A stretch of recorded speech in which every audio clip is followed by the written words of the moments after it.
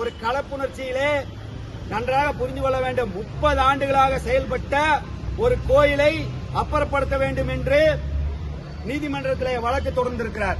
இது சம்பந்தமாக கோவை மாநகராட்சியை சேர்ந்த அதிகாரிகள் வந்து அந்த பகுதியில் இருக்கிற விஎன்ஆர் பகுதியை சேர்ந்த மக்களிடம் வந்து இந்த கோயிலை அப்புறப்படுத்திக்க வேண்டும் என்று கூறினார்கள்.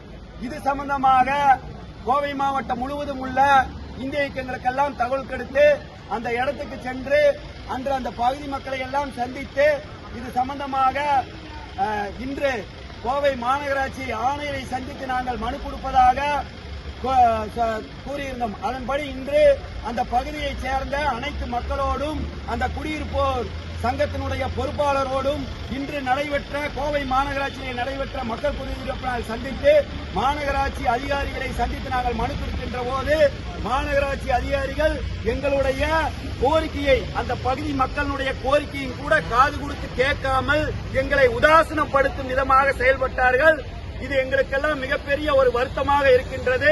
நாங்கள் ஜனநாயக முறையிலே இந்த மனு கொடுக்க வந்தோம். தயவு செய்து மாநகராட்சி அதிகாரிகள் அந்த பகுதியினுடைய மக்களுடைய மனநிலையை புரிந்து கொண்டு அந்த கோயிலை இடிப்பதற்குண்டான எந்த நடவடிக்கைகளையும் ஈடுபடக்கூடாது என்பதற்காகவே அந்த பகுதி மக்களோடு நாங்கள் இங்கு மனு கொடுக்க வந்திருக்கின்றோம். தயவு செய்து மாநகராட்சி அதிகாரிகளிடம் பேசுகின்ற போது நீதிமன்ற உத்தரவு என்று ஒரு இதை சொன்னார். கோவை மாவட்டத்திலே நீதிமன்ற உத்தரவு போட்டு எத்தனையோ விஷயங்கள் இங்கு நடைபெறாமல் இருக்கிறது. நாங்கள் இதை அரசியலாக்க விரும்பவில்லை.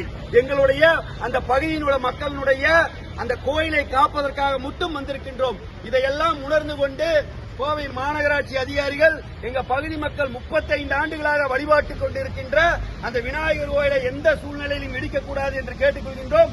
அடுத்த கட்டமாக இது சம்பந்தமாக அந்த பகுதி மக்களோடும் அந்த இந்த அசோசியேஷனோடும் நாங்கள்லாம் பேசி கோவை மாவட்டத்தில் இருக்கிற அனைத்து இந்திய இயக்கங்களையும் ஒன்று திரட்டி இது சம்பந்தமாக மாநகராட்சி அதிகாரிகள் எங்களுடைய மக்களுடைய கோரிக்கை ஏற்று அந்த கோயிலை இடிக்கக்கூடாது, அதற்கு ஏதாவது நடவடிக்கை மேற்கொண்டால் எங்க அனைத்து இந்திய இயக்கங்களையும் ஒன்று திரட்டி மிகப்பெரிய ஒரு ஆர்ப்பாட்டத்தை நாங்கள் முன்னெடுப்போம் என்பதையும் இந்த பத்திரிகையாளர் வாயிலாக நாங்கள் பணிவோடு தெரிவித்துக் கொள்கின்றோம். நன்றி.